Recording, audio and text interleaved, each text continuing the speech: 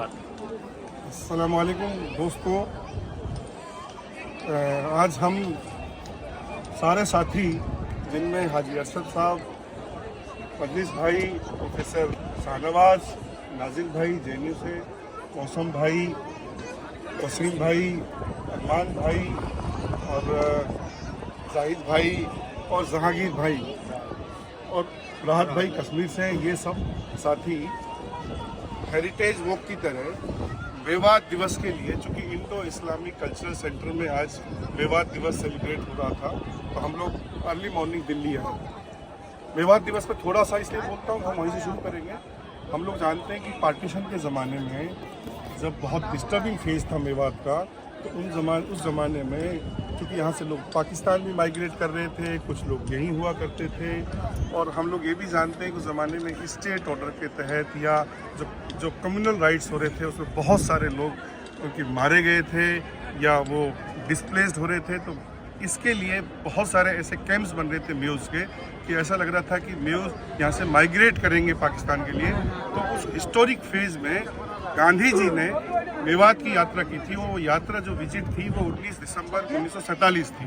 चूँकि वो घासेड़ा जो मेवात का गांव था वहाँ तक गांधी जी आए थे, और गांधी जी ने एक बड़ा स्लोगन दिया था कि अब मेरे शरीर के ऊपर से, मेरी बॉडी के ऊपर से लोग यहाँ से पाकिस्तान माइग्रेट करेंगे, वरना यानी पाकिस्तान नहीं जाने का एक मैसेज था।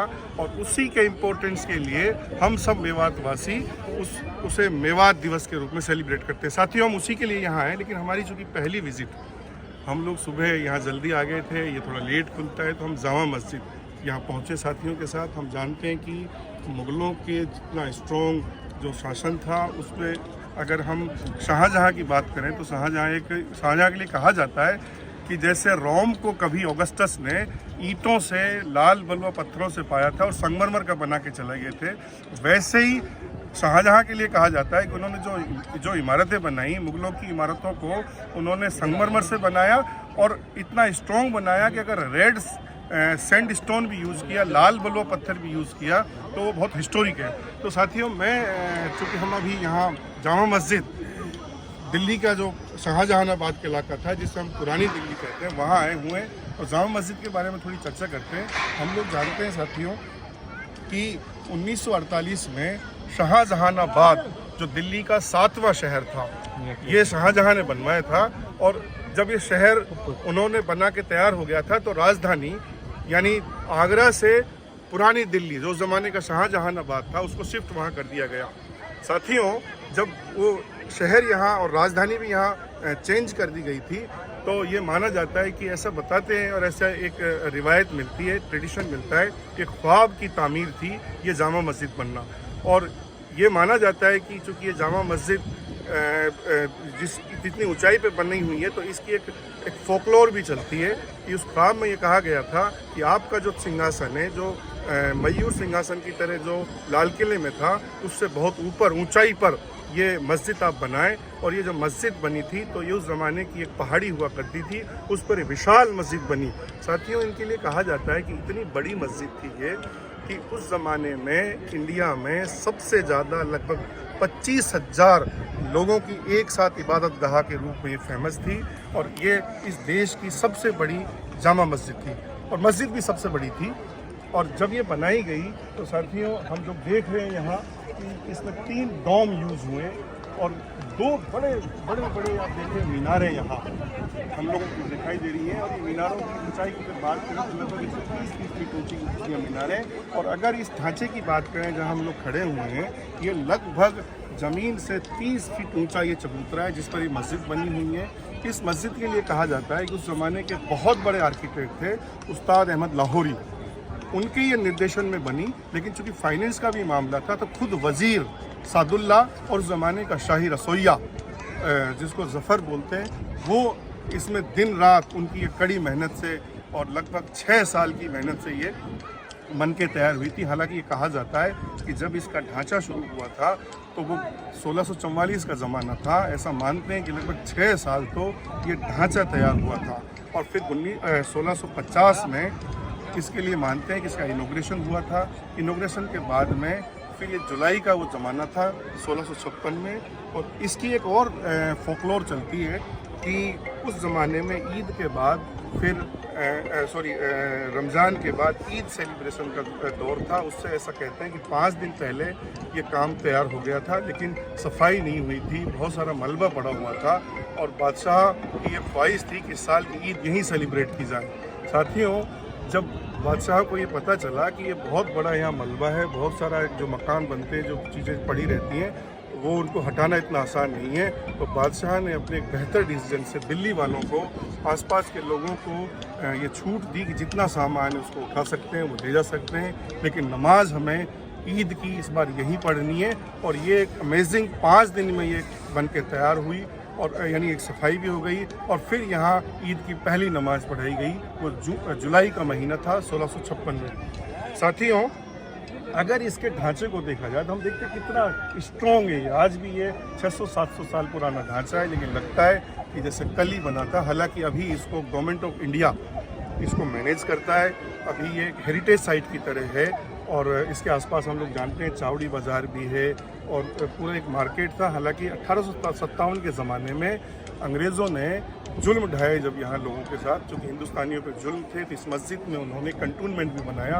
वो अपनी घुड़साल यहाँ रखते थे, अपने फौजियों को यहाँ रखते थे, बहुत नुकसान किया, आसपास के इलाके को जला भी दिया गया था। इसलिए ये देखते हैं हम लोग कि ऐसा बताते हैं कि चारों तरफ का जो इलाका था वो कई बार बदला, लेकिन फिर भी ख़ास बात यह है कि ये एक ऐसी मस्जिद है, एक इतनी स्ट्रॉन्गनेस फील करती है जैसे मुग़लों की जो ताकत थी वो इस मस्जिद में दिखती है, क्योंकि शाही मस्जिद थी। इस मस्जिद से जुड़ी एक और बड़ी कहानी है कि जब मस्जिद में इमाम की बात हुई थी तो पूरी दुनिया में, यानी जैसे आज भी शॉर्ट लिस्टेड करते हैं इमामों को, तो शॉर्ट लिस्टिंग की जब बात हुई तो बायोडेटाज मंगाए गए और बुखारा, जो आजकल उज़्बेकिस्तान में, ऐसा माना जाता था कि बुखारा उस ज़माने में दीनी लोगों का, इस्लामिक स्कॉलरों का ख़जाना हुआ करता था।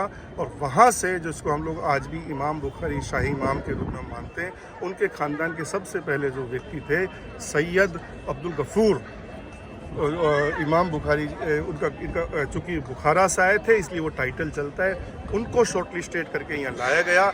और बड़ी ख़ास बात यह है कि उनको ख़ानदानी इस मस्जिद का शाही इमाम घोषित किया गया और आज भी वो ख़ानदान हम लोग देखते हैं यहाँ, वो शाही इमाम की तरह आज भी उस ख़ानदान के लोग यहाँ काम करते हैं।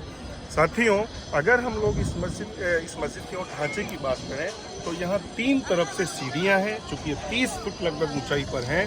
तो इसमें अगर इस मगरिब वाले पोर्शन को छोड़ दिया जाए तो फिर तीनों तरफ, जिसको हम लोग ये कह सकते हैं दक्षिण, हम कह सकते हैं उत्तर और हम कह सकते हैं पूरब की तरफ यहाँ सीढ़ियाँ हैं। पूरब के लिए ये कहा जाता था कि वहाँ से खुद जो शाही ख़ानदान के लोग थे, शाहजहाँ जो था वो उसी गेट से अंदर आया करता था, तो उनके लिए वो रिज़र्व था उस ज़माने में।